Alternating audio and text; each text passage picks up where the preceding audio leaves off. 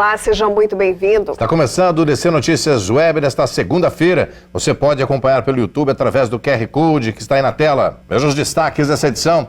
Recuperação do setor, rede hoteleira se prepara para o feriado da Padroeira do Brasil. Outubro Rosa, mês de conscientização sobre o câncer de mama. Foz do Iguaçu Futebol deve ter o elenco pronto em novembro para a temporada 2023. 10 de outubro de 2022, segunda-feira, o DC Notícias Web já está no ar.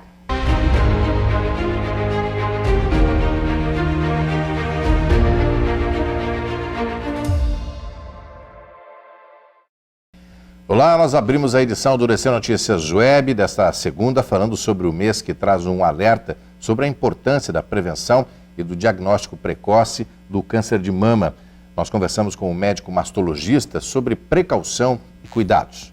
Doutor, obrigada mais uma vez por nos receber, nos trazer informações sobre esse mês que é tão importante, que chama a atenção principalmente das mulheres. Obrigada, doutor. É uma satisfação minha estar aqui com vocês. Eu espero que possa contribuir. Doutor, o mês Outubro Rosa é um alerta, é um chamamento, pelo menos da atenção para as mulheres sobre os cuidados e a prevenção ao câncer de mama? Eu sempre digo que o Outubro Rosa ele serve para nos alertar, mas que a gente possa transformar todos os meses em Outubro Rosa, não esquecer que a prevenção tem que ser contínua. Né? Doutor, por mais que a gente fale em Outubro Rosa, mês de prevenção, de alerta, que com muitas ações na sociedade para chamar a atenção dessas mulheres, ainda tem muitas que não se conscientizam da importância desse autoexame? Na verdade, vamos separar talvez os assuntos, né? O autoexame, talvez essa palavra tenha sido colocada, mas assim, o autoexame ele é feito pela mulher todo mês. Ele não é um exame considerado padrão para rastreamento de câncer de mama. Lógico que ele serve talvez para nos conscientizar de que, olha, conheça o seu corpo para que você possa de repente buscar um médico no momento oportuno, mas independente de se fazer o autoexame, não procurar fazer uma rotina anual ginecológica com o seu ginecologista, caso identifique qualquer problema, procurar um mastologista para poder fazer os exames de rastreio. O que quer dizer um exame de rastreio? É fazer uma investigação num paciente assintomático, sem uma lesão palpável ainda. Porque dessa maneira nós conseguimos fazer diagnóstico mais precoce, e o diagnóstico mais precoce permite o tratamento de uma doença mais inicial, com uma chance maior de cura. Então essa é a finalidade do exame de rastreio. Quando você faz o autoexame, você já está com uma lesão palpável, já é uma lesão mais avançada. A partir de que idade que as mulheres precisam tomar esse cuidado ainda maior? O que a gente deve entender, né, e aí o ginecologista vai apoiar essa paciente, é se ela primeiro, antes de qualquer coisa, é um paciente de risco. Caso ela não seja um paciente de risco, fazer mamografia anualmente, dos 40 até os 70 ou 75 anos pelo menos. Essa é uma recomendação da American Cancer Society, apoiada pela Sociedade Brasileira de Mastologia. Mas se ela for um paciente de risco, por exemplo, tem outros familiares, né, mãe, irmã, na família que tem um câncer de mama, então a gente deve individualizar esse caso e tentar fazer um rastreio mais precoce. Que tipos de tratamentos hoje que essas mulheres enfrentam, doutor, ao descobrir o câncer de mama? Bom, eu sempre digo que procuro dizer para os pacientes que quando você descobre que tem câncer de mama, nós temos que pensar numa abordagem multidisciplinar, né? E que é um tratamento que vai demorar um tempo, né? De 4 a 6 meses pelo menos, às vezes até 1 ano e meio, dependendo da situação. Então sempre inicialmente a gente vai tentar entender caso a caso qual é a exata extensão da doença. De acordo com cada paciente nós vamos propor ou cirurgia associada à radioquimioterapia, ou cirurgia só com radioterapia, ou eventualmente só cirurgia. Quer dizer, para cada paciente a gente tem um tipo de abordagem. Às vezes, dependendo do tipo de doença, a gente tem que fazer a quimioterapia antes da cirurgia, mas via de regra o tratamento é composto por cirurgia seguido de quimioterapia e radioterapia. Como que é esse atendimento hoje para essas mulheres que precisam, doutor, através da rede pública? Tem esse suporte ou ainda muitas enfrentam barreiras, essa fila para fazer uma mamografia, um exame que detalha melhor? Nós temos que entender, por exemplo, hoje nós em Foz estamos numa cidade privilegiada, né? Uma cidade que tem mamógrafo, mas essa não é uma realidade da maioria dos municípios do Brasil. Então a rede pública ela tem mamógrafos, né? Eventualmente se uma determinada cidade não tem, ela vai ter que referenciar para outra cidade e na rede pública você vai ter uma rotina de realização dos exames de acordo com a demanda, né? Às vezes um pouco maior, um pouco menor, mas funciona, em linhas gerais funciona, e de maneira que é uma fila organizada. Então, identificada a lesão, esse paciente é encaminhado para um posto de saúde, o posto de saúde vai referenciar para o serviço de referência, serviço de oncologia. Doutor, algum outro sintoma, além da mulher fazer esse autoexame, estar sempre utilizando esse método que é muito recomendável, algum outro sintoma que chama atenção para essa doença? Na verdade, nenhum sintoma. A grande maioria das vezes a lesão é nodular, né? Então é o nódulo mamário mesmo. Mas a mensagem que eu acho que tem que ficar, que é importante, façam um autoexame, mas não esperem o autoexame para poder fazer o teu exame de rastreamento, né? Então tenham como rotina no teu calendário, na tua agenda mensal, anual ali, a tua consulta com o ginecologista para fazer a mamografia ou ultrassom de mamas, ou os dois, enfim, para fazer o rastreamento em momento oportuno, antes, preferencialmente, de você ter uma lesão palpável. Veja no próximo bloco. Movimentação do setor turístico para o feriado da Padroeira do Brasil.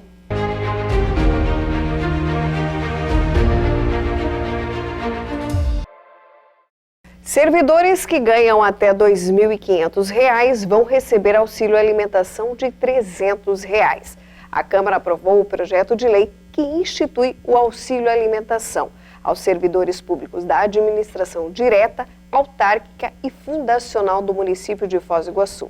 A concessão do auxílio já está prevista na lei que criou o Estatuto do Servidor, lei complementar, mas nunca havia sido regulamentado pelos governos. O projeto foi aprovado em 2 turnos e segue para a sanção do prefeito. Foz do Iguaçu se prepara para receber os visitantes no feriado da Padroeira do Brasil. A ocupação deve chegar a 70%. A ocupação na rede hoteleira já alcançou mais de 72% para o feriado no dia 12 de outubro. O Sindhotéis aponta cerca de 61% nas reservas dos 176 resorts, hotéis, hostels e pousadas. Os níveis de ocupação mostram que os hotéis 4 estrelas estão com mais de 72% das reservas. Em seguida, os hotéis 5 estrelas aparecem com 70% e os de 3 estrelas com 66%. Mesmo considerado período de baixa temporada, a ocupação dos hotéis é considerada muito boa pelos Sindhotéis. Foz é um dos nomes listados em campanhas internacionais da Embratur e também no estado.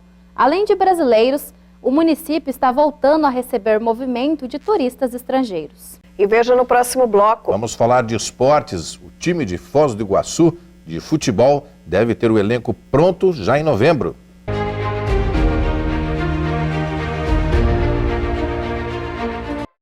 O Foz Futebol deve ter o time completo em novembro para o Campeonato Paranaense de 2023, já pensando na pré-temporada. Foi o que garantiu o presidente Arif Osman. Arif Osman, presidente do Foz do Iguaçu, uma temporada de sucesso, 2022, de título, né, que há muito torcedor iguaçuense não tinha mais essa sensação, né, de conquista, Arif. Primeiro fazer um balanço rápido aí de 2022 e já projetar 2023, como é que está essa montagem do plantel para o time que vai disputar o Campeonato Paranaense, Arif? Luciano, é um prazer estar com você novamente. Com certeza o ano 2022 vai ficar marcado na história do iguaçuense e do Foz do Iguaçu Futebol Clube, porque é o primeiro título da nossa cidade e o primeiro título do Foz do Iguaçu Futebol Clube. Claro que o ano passado nós fomos vice-campeão da 3ª divisão, mas o título de campeão é o primeiro que nós conquistamos. e o mais ainda que dá acesso à primeira divisão, que é o mais bacana de tudo, né? Então o Foz, dentro do seu planejamento, começou lá no início de 2023, 2021 digo, o que a gente planejou acabou acontecendo, chegar na final em 2021, da terceira, e chegar na final tentando a conquista de um título na segundona, foi o que aconteceu, e agora vamos partir para uma temporada boa em 2023, com o Foz do Iguaçu enchendo de orgulho o iguaçuense, jogando uma primeira divisão novamente. Arif, e a questão da equipe, a montagem da equipe, agora o torcedor está entusiasmado, né, esperando já o ano que vem, já tem alguma coisa montada, já tem alguma coisa certa, ou ainda isso vai ser montado ainda nos próximos meses, enfim, como é que está essa situação? Quando você muda de disputa, Luciano, quando você cresce para uma primeira divisão, você não consegue repetir a sua equipe que estava numa segunda divisão, porque você tem que se adequar à nova divisão, a novas dificuldades, a um pouco mais de categoria, um pouco mais de nível, vamos dizer assim, né? Eu sou grato aos jogadores que por aqui passaram, tal, mas poucos deles virão, porque era uma realidade de uma segunda divisão. Nós temos, claro, uma lista boa de jogadores que já passaram por aqui, seja numa segunda, seja numa primeira divisão em anos anteriores. O Negreiros foi anunciado já há mais de 60 dias como treinador do Foz do Iguaçu para a temporada 2023, e ele tem trabalhado nesses últimos 2 meses e meio para formar o elenco e sua comissão técnica que fará o trabalho, e a gente espera que seja um trabalho bem feito para 2023. Estão assistindo muitos jogos, acompanhando muitos jogadores, muitos campeonatos. Em São Paulo estava acontecendo a Copa Paulista, estava acontecendo a Copa segunda divisão 2A, que eles falam em São Paulo. Aqui no Paraná está rolando a terceira divisão do Paranaense. Em Santa Catarina está tendo uma competição, e no Rio Grande do Sul também outra competição. Então eles estavam acompanhando esses jogos, jogadores, monitorando alguns jogadores que estavam espalhados pelo Brasil, que nós temos interesse, e o trabalho está sendo árduo, e creio que estamos chegando numa formação bacana e que venha dar sucesso ao Foz do Iguaçu Futebol Clube. Quando mais ou menos, Arif, esse time deve estar montado já em preparação para o início do campeonato? O nosso planejamento, Luciano, pela primeira vez na história, o Foz do Iguaçu vai fazer uma pré-temporada decente, uma pré-temporada que nos vislumbra tentar o título paranaense da primeira divisão em 2023. Você conquistando esse primeiro turno do Campeonato Paranaense, Luciano, você já garante uma vaga na final do Paranaense, no mínimo você já é campeão ou vice da primeira divisão, que é uma coisa inédita. Se for vice, se for campeão, é uma coisa inédita. Eu sei que aqui na cidade o pessoal é exigente demais, se você chegar eles vão querer que você seja campeão, se for vice não vai servir para nada, para a cidade, mas para nós como clube é fantástico. E conquistando essa chegada na disputa do título, você automaticamente conquista as vagas para a Série D do Campeonato Brasileiro e para a Copa do Brasil. Então é uma disputa muito importante para o Foz, o primeiro turno. E eu vou te dizer por que o primeiro turno, Luciano. Porque é tradicional dos clubes que disputam a primeira divisão do Paranaense, e que eles não nos escutem agora, eles costumam começar em cima da hora, sabe? E até os grandes, eles costumam preparar a equipe durante o campeonato, sabe? Eles têm essa força de poder recuperar rapidinho, 2, 3 jogos eles já estão uma ponta de bala, e os times menores têm um pouquinho mais de dificuldade. O Foz vai ter 60 dias de pré-temporada pela primeira vez na sua história, tentando e sonhando com a possibilidade de fazer um bom trabalho e que conquiste daí o primeiro turno do Campeonato Paranaense. O nosso planejamento está definido com a data de 15 de novembro para iniciar os trabalhos já de preparação física e técnica no nosso CT, no Wish Resort. Todos os jogadores devem chegar em Foz em 13 e 14 de novembro, para que dia 15 estejam todos hospedados na nossa casa do atleta, que está passando por uma reforma. Estamos investindo mais de R$100 mil na nossa casa, para que ela fique bem mais confortável que já era, e não deixando faltar nada aos atletas para terem uma boa estadia na nossa cidade, Luciano. Arif, boa parte dessa estrutura, em termos de capital, vem da venda do jogador PP, ou o clube também já se prepara no sentido de conquistar novos patrocinadores, enfim, que sustente também essa equipe de elite, né? Na verdade, Luciano, nenhum real entrou ainda no PP. O Porto está em dia com os seus pagamentos ao Grêmio, e o Grêmio não fez o repasse ao Foz do Iguaçu, que nós esperávamos que fosse em 15 de setembro o primeiro repasse. Esse dinheiro não entrou ainda, e cremos que eles estão usando o nosso contrato aos extremos, e uma das cláusulas diz que a possibilidade de pagamento só a partir de 15 de novembro, e a gente aguarda que eles façam esse pagamento para o Foz poder ter uma estrutura financeira mais tranquila. Claro que nós não podemos depender disso, porque esse dinheiro será usado para uma possível compra de uma área, ou a construção de um CT realmente, para que o Foz possa ter a sua casa e poder trabalhar melhor, e sua base poder mandar jogos no seu CT. Então a gente espera não usar esse dinheiro no Campeonato Paranaense. Estamos em busca de bons parceiros, valorizamos um pouco mais as cotas da nossa camisa, diminuímos o número de anunciantes na camisa para tentar valorizar um pouco mais, e espero que dê certo. A gente está trabalhando, está negociando bastante nesse mês de outubro, para poder fechar no final de outubro 2 ou 3 grandes patrocinadores. Presidente, a questão do estádio, já tem uma definição onde o Foz vai mandar os seus jogos ou ainda não? Isso é uma incógnita, Luciano. Infelizmente, eu gostaria de dizer que está tudo certo, que o Foz vai mandar jogo novamente, vai mandar seus jogos novamente no estádio do ABC, que é a nossa casa, é a cara do Foz do Iguaçu Futebol Clube. Eu sempre digo, o ABC, por mais que seja vermelho e branco, as cores tradicionais do ABC Futebol Clube, que é dono do estádio, o Foz é azul e branco, a gente se sente bem jogando lá, que o gramado é bom, a arquibancada comporta bem nossos torcedores, e um detalhezinho ou outro que a gente vai conquistando com o tempo, com a diretoria do ABC, que é botar um pouquinho mais de azul e branco no estádio. Esse ano, na segunda divisão, a gente meteu um pouco mais de pano, cobrindo um pouco o vermelho, botando um pouco mais de azul e branco, para ficar um pouco mais alegre e com as cores do Foz. Eles não se sentiram magoados, aceitaram de uma forma simpática. A gente espera poder continuar com isso, mas nesse momento existe um impasse.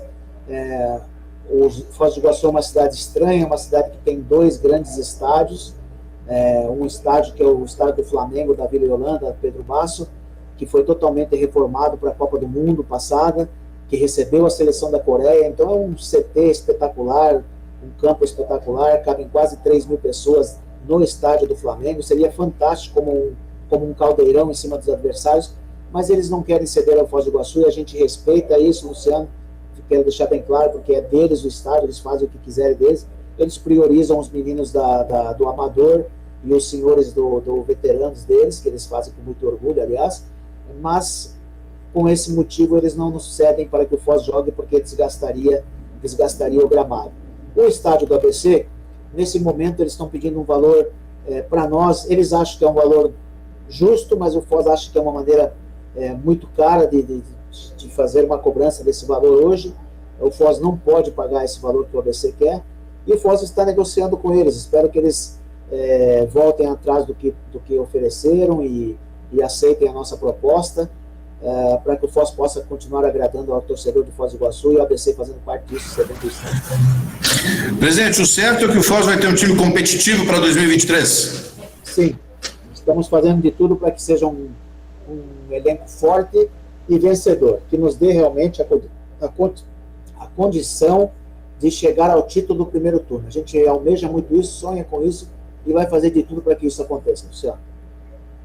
Presidente, obrigado pela sua atenção. A gente tem certeza que isso vai acontecer, o time vai ser forte, vai chamar o torcedor, consequentemente as empresas. Acho que 2023 vai ser muito positivo para o futebol iguaçuense. E agradecer a sua participação.